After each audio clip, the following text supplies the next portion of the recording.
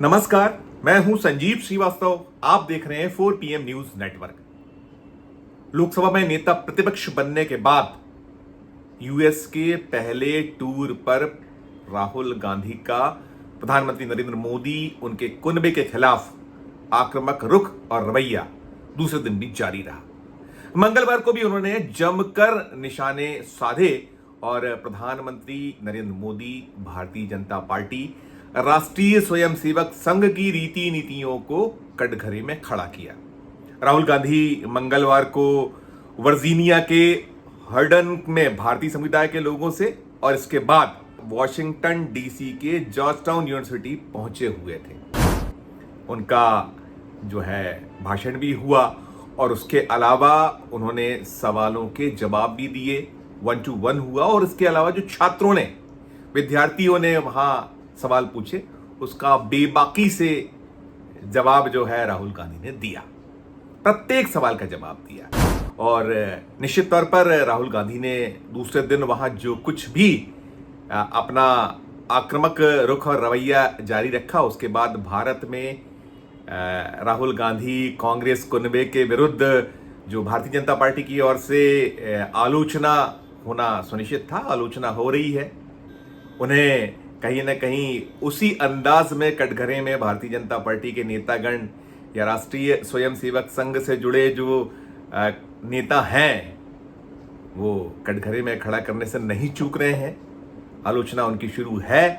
और राहुल गांधी ने जो कुछ वहां कहा है, उसमें बहुत सारे तथ्य और तर्क जो है वो दे रहे हैं, वो किसी से छुपे नहीं है। पहले भी वो ये सारी बातें कहते रहे हैं और उन्होंने स्पष्ट किया है कि लोकसभा चुनाव 2024 के बाद मोदी का डर खत्म हो चुका है। उन्होंने वो स्मरण कराया कि कितनी कोशिशें की गई कि जो भाजपा या नरेंद्र मोदी की ओर से देश में डर फैलाने की, नफरत पैदा करने की, लेकिन जो चुनाव हुआ उसके बाद, लोकसभा चुनाव 2024 के जो नतीजा है, उसके बाद वो भय, वो डर, वो सब समाप्त हो गया है। क्या कुछ कहा राहुल गांधी ने, सुनिए आप। It's interesting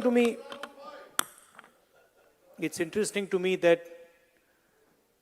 बीजेपी ने कितना, मोदी जी ने कितना डर फैलाया। एजेंसीज का दबाव, मीडिया का दबाव, इनकम टैक्स डिपार्टमेंट, छोटे बिजनेसेस पे, मीडियम साइज बिजनेसेस पे, और एक सेकंड में सब गायब हो गया। अजीब सी बात है, मतलब सालों लगे उस डर को पैदा करने में, सालों लगे, प्लानिंग चली, पैसा लगा, और एक सेकंड में खत्म। तो ये राहुल गांधी जो भय की बात कर रहे थे उस पे उन्होंने स्पष्ट किया। इसके अलावा राहुल गांधी, जो आपको ध्यान होगा कि प्रधानमंत्री नरेंद्र मोदी 2014 से 2024 लोकसभा चुनाव के बीच हर अवसर पर 56 का सीना, एक अकेला सब पर भारी, ये संवाद बार बार दोहराया करते थे। चाहे वो सड़क हो, चुनावी सभाएं हो, संसद हो या और कोई अवसर हो, चूकते नहीं थे। लेकिन राहुल गांधी ने इसे लेकर भी जो एक तंज कसा टिप्पणी की, वो भी आपकी नजर है। सुनिए आप। वॉशिंगटन डीसी जो वहां पहुंचे हुए थे राहुल गांधी, जो उन्होंने वर्जीनिया में रूबरू हुए, क्या कुछ कहा उन्होंने इस बारे में, सुनिए आप। You can see it, I see it, I get to see it in Parliament. I see the Prime Minister right up front, and I can tell you that the idea of Mr. Modi, 56-inch chest, direct connection with God, that's all gone. It's history now. तो ये भी आपने देखा कि वो 56 inch का सीना या जो मोदी विचार, भगवान से सीधा संबंध, इसे लेकर क्या टिप्पणियां राहुल गांधी कर रहे थे। ये पहला अवसर नहीं है, पहले भी उन्होंने इस तरह की टिप्पणियां हिंदुस्तान में की हैं, भारत में की हैं। और राहुल गांधी जो चाहे बीजेपी हो चाहे आरएसएस हो, लंबे वक्त से निशाने पर लिए हुए हैं, तो उन्होंने दोहराया कि बीजेपी हो या राष्ट्रीय स्वयंसेवक संघ, यह भारत को समझ ही नहीं पाई। यह भी सुनिए आप कि वो क्या कुछ इस बारे में कह रहे हैं। सुनिए। सब कुछ एक साथ चलता है।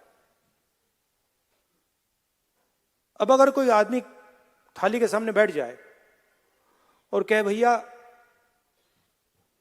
चावल दाल से ज्यादा जरूरी है और सब्जी की रैंकिंग सबसे नीचे है, तो क्या होगा? यही बीजेपी के लोग करते हैं। मतलब इनको समझ नहीं आती कि ये देश सबका है, ये देश मिलकर बना है। इसको India is called union of states. In the constitution is written clearly, India that is Bharat is a union of states. What does it mean? It means it's a union of languages. It's a union of traditions, union of histories, union of music, of dance. वो कहते नहीं, union नहीं है, ये सब अलग अलग हैं और इन सब में से एक सबसे जरूरी है। एक सोच सबसे जरूरी है, उसका हेडक्वार्टर नागपुर में है, बाकी सबका कुछ लेना देना नहीं है।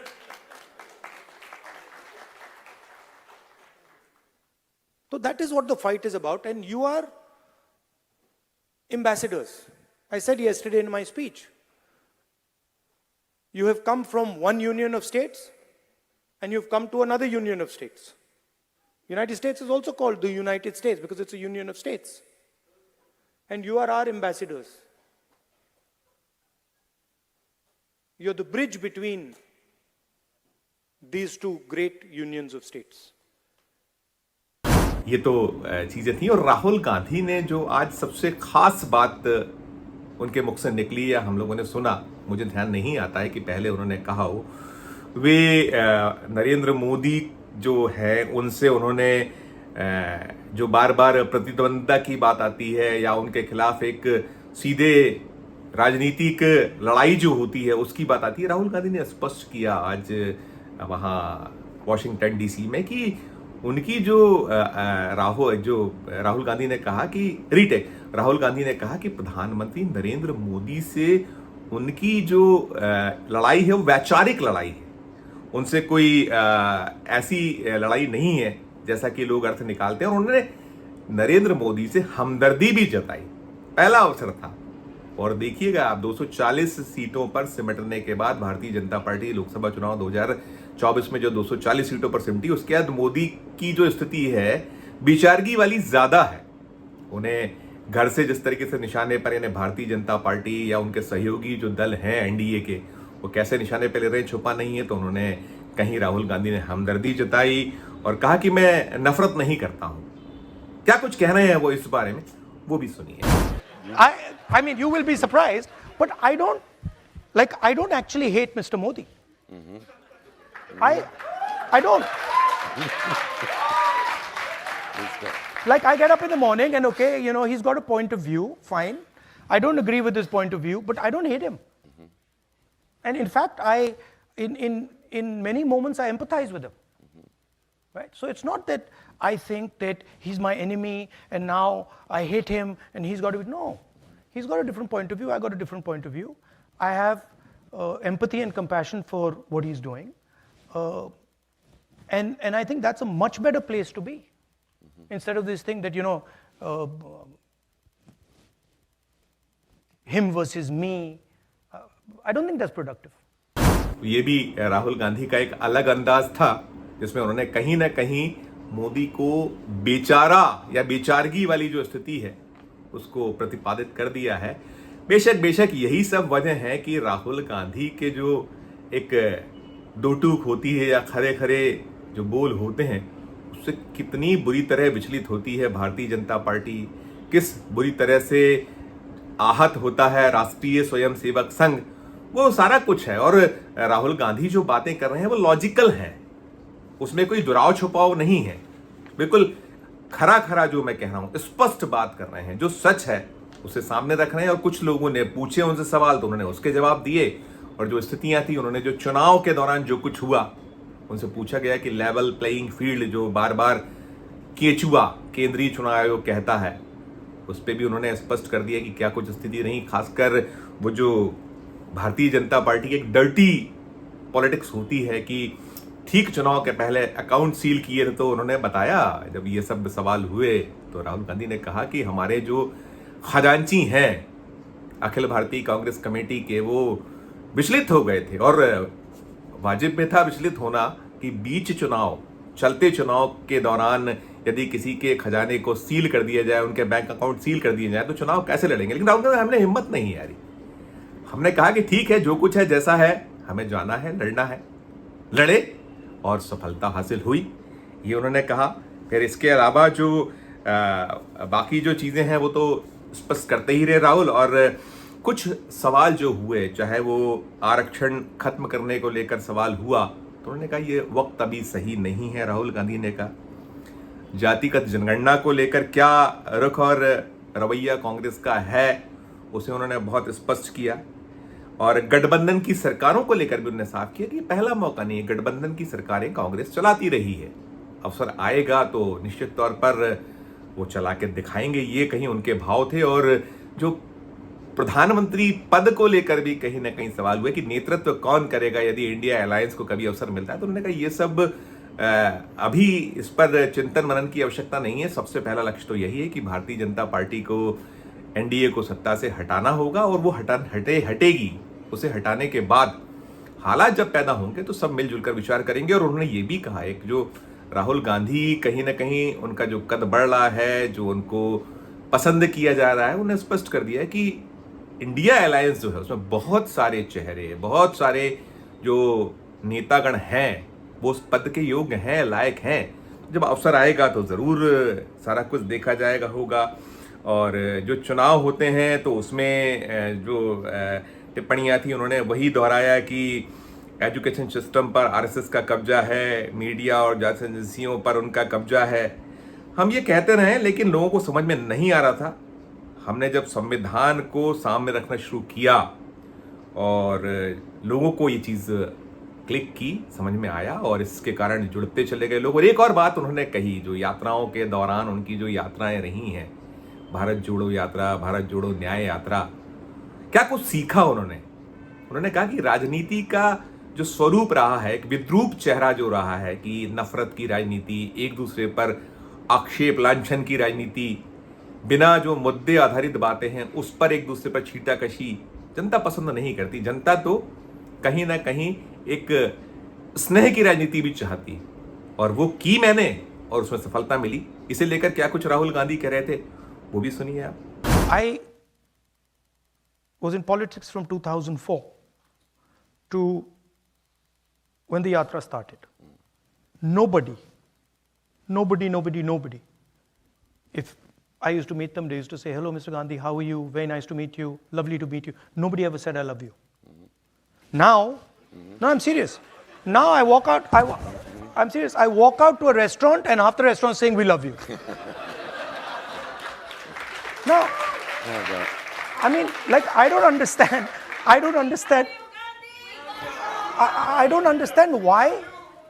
why is it like, it's sort of some complex, right?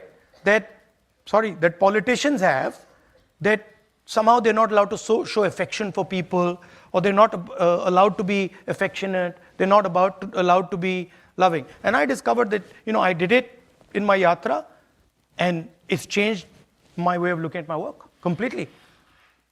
So I think it's a very powerful thing. तो ये भी राहुल गांधी ने स्पष्ट किया, और उनसे यूसीसी को लेकर भी सवाल हुआ तो बहुत साफ गोई से उन्होंने इनकार किया कि इस पर कोई टिप्पणी नहीं करेंगे। भारतीय जनता पार्टी जो प्रस्ताव उसका यूसीसी के बारे में क्या है, जब ये पूरी तरह से सामने आएगा उसके बाद इस बारे में अपने विचार वे जरूर प्रकट करेंगे, रखेंगे कि क्या कुछ कांग्रेस का इस मामले पर स्टैंड है या क्या कुछ इंडिया अलायंस का स्टैंड है, वो भी सामने आएगा। तो राहुल गांधी जिस तरीके से पेश आ रहे हैं, जिस अंदाज में कदम दर कदम बढ़ा रहे हैं, हम बार बार हम दर्शकों को सूचनाएं देते रहे, खबरें दिखाते रहे, उनके अंदाज को आप तक पहुंचाते रहे हैं कि वो भारत में एक जो आम जन है उसकी कठिनाइयां, उसकी समस्याएं कैसे उससे रूबरू होते हैं, कैसे उसको निपटाने, उसके निराकरण की कोशिश पे करते हैं नेता प्रतिपक्ष होते हुए। एक आस और उम्मीद भारत के लोग राहुल गांधी में देख रहे हैं, और जो उनकी कहीं ना कहीं सदाशयता है, लोगों को सुनने की जो एक उनकी शैली है, घुल मिल जाने की शैली है, वो लोगों को रास आ रही है। और अब जब वो अंतर्राष्ट्रीय मंच पर पहुंचे हुए हैं तो यही वजह है, वो जो बहुत साफ गोई से अपनी बातें रख रहे हैं, बिना लाग लपेट के बात कर रहे हैं, तो भारतीय जनता पार्टी भयभीत है, राष्ट्रीय स्वयंसेवक संघ चिंतित है कि अगर राहुल गांधी इसी तरीके से कदम दर कदम बढ़ते रहे तो ना केवल भारतीय मंच पर तो जो बीजेपी का बंटाढार हुआ है, सत्यानाश हो रहा है, वो तो है ही, अंतर्राष्ट्रीय मंच पर जो एक कोशिश की गई है विश्वगुरु बनने और तमाम एक सो कॉल्ड जो स्थितियां होती हैं, उन सबका क्या होगा। इसलिए सारा कुछ बोमा बोम है, पूरी जो है एक हड़बड़ाहट, झल्लाहट, ये सब दिख रही है, दिखलाई पड़ रही है। अब वही एक बात होगी। अभी तो 2 दिन हुए हैं, 3 दिवसीय यात्रा है, अभी 1 दिन और बचा है। राहुल गांधी बुधवार को भी यूएस में रहने वाले हैं, तो उनका और क्या कुछ कार्यक्रम होगा, क्या वे अपना जो नजरिया है वो कैसे पेश करेंगे, क्या वो भारत को लेकर विजन रखे हुए हैं, बार बार सामने आ रहा है। उनकी मंशा, उनकी इच्छा दुनिया भर में जो भारत का परचम फहराने, लहराने, मित्रता जो होती है एक विदेश या दूसरे देशों से, उस पर उनका स्टैंड बहुत साफ है। तो अब ये तो देखने वाली बात होगी ही होगी। इसके बाद पूरी निगाह या नजर होगी तो प्रधानमंत्री नरेंद्र मोदी का जो इसी माह यूएस का दौरा है, वहां क्या कुछ वो कैसे पेश आते हैं उस पर, और फिर अभी जो राहुल गांधी सवाल उठा रहे हैं, जो वो निशाने साध रहे हैं, चाहे वो प्रधानमंत्री नरेंद्र मोदी पर हो, उनकी एनडीए की जो सरकार है उस पर हो, राष्ट्रीय स्वयंसेवक संघ पर हो, सीधा जवाब अभी मोदी की ओर से आना बाकी है। अब अभी मोदी उस रुख और रवैये या उस अंदाज में तो नहीं नजर आ रहे हैं जैसा वो 2024 लोकसभा चुनाव के पहले होते थे, जब 303 सीटें भारतीय जनता पार्टी के पास हुआ करती थी लोकसभा में। अब तो 240 पर टिके हुए हैं। बैसाखियां दोनों कंधों के नीचे है, तो बहुत सोचना, बहुत समझना शायद उन्हें पड़ रहा है। लेकिन दिलचस्प यही होगा कि मोदी की ओर से राहुल गांधी के जो प्रहार हैं, राजनीतिक निशाने हैं, उस पर जवाब क्या कुछ आएगा। अभी चुनाव की बेला भारत में चल रही है, 2 सूबों में चुनाव चल रहा है, जम्मू कश्मीर में चुनाव और हरियाणा में चुनाव चल रहा है। अभी मोदी की सभा 14 सितंबर को सुनिश्चित हुई है, वो कुरुक्षेत्र जाने वाले हैं। कुरुक्षेत्र, महाभारत जो एक हमारे यहाँ ग्रंथ है, जो एक पूरी की पूरी एक गाथा है, क्या कुछ उस कुरुक्षेत्र में हुआ था, वो बैटल, राजनीतिक एक बैटल क्या होगा, वो भी देखने वाली बात होगी। क्या मोदी जवाब देते हैं, ये बहुत दिलचस्प होगा। इस वीडियो में फिलहाल इतना ही। हम फिर किसी नए विषय, किसी नए मुद्दे के साथ आपके समक्ष हाजिर होंगे।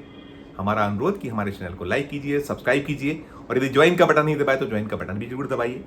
हमारे इस वीडियो के डिस्क्रिप्शन बॉक्स में जाकर ये जरूर बताइए कि राहुल गांधी जिस फायरिंग मूड में है, जो वो अपना एक विजन पेश कर रहे हैं, वो भारतवासी होने के नाते आपको कैसा लग रहा है। प्रहार जो वो कर रहे हैं बीजेपी आरएसएस पे, उस पर आपकी क्या कुछ टिप्पणी है, क्योंकि बीजेपी तो कह रही है कि राहुल गांधी देशद्रोह कर रहे हैं। तो आप अपना नजरिया जरूर बताइएगा। प्यार और स्नेह बनाए रखिए और देखते रहिए 4 PM न्यूज नेटवर्क। धन्यवाद, नमस्कार।